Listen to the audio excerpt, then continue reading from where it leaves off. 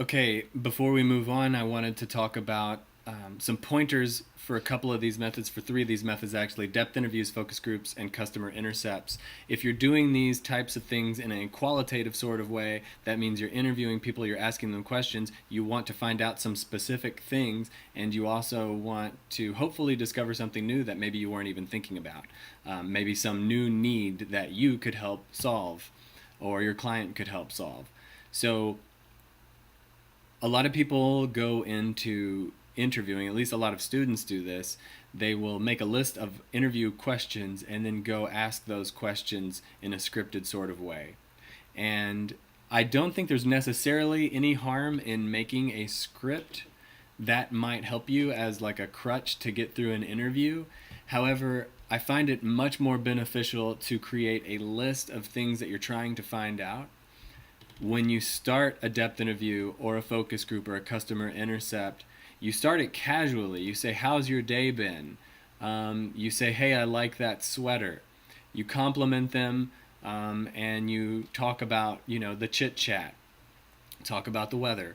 And then you actually get into your questions of interest. You ease into that stuff and you go through, rather than scripted questions, the list of things you're trying to find out.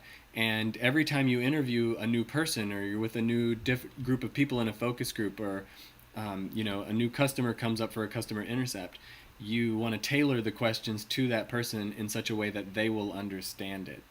And as soon as you start doing interviewing, you will realize how frequently questions get misinterpreted.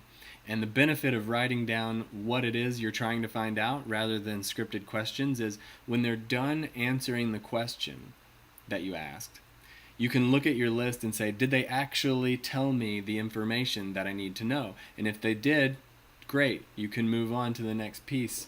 If they didn't, then you can reframe the question, you can rephrase the question in a different way and get that information before moving on.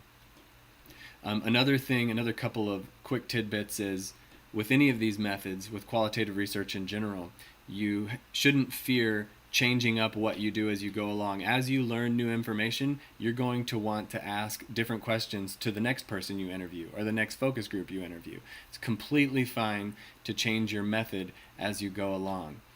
In the end, qualitative research, you're just trying to find out associations and things that you may not have considered before, and you want to have a story to tell people about what you found. And that's something that you don't necessarily get as easily from quantitative data. So I wanted to mention those things before we move on. In the next video, we'll talk about grounded theory and induction and saturation.